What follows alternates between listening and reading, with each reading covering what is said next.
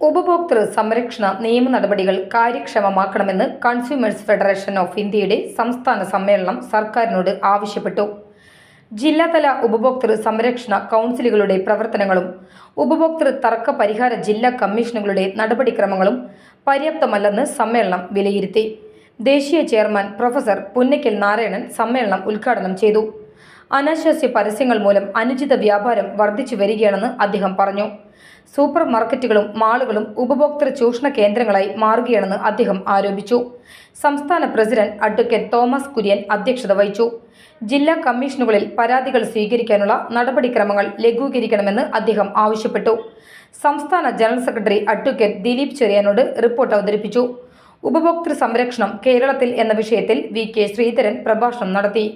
K.A.. Govindan, George Thomas, Usha Ramachandran, T N. Nambeesan, P V. Raman, G. Ranjith Kumar, Midhun Lal Mithra, Mini PS.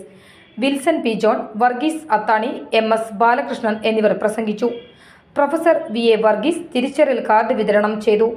സംസ്ഥാന ഭാരവാഹികളായി advocate Thomas Kurian, T N. Nambeesan, V. Gopakumar, advocate Dileep Cheriyanad, V K. Sreedharan, K H. Siddique, Abraham Koola, Devaki Chembukattu എന്നിവരെ തെരഞ്ഞെടുത്തു.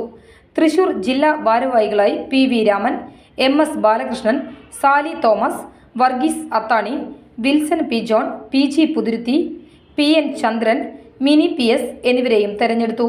വി. ഗോപകുമാർ സ്വാഗതവും കെ.എച്ച്. സിദ്ദിഖ് നന്ദിയും പറഞ്ഞു.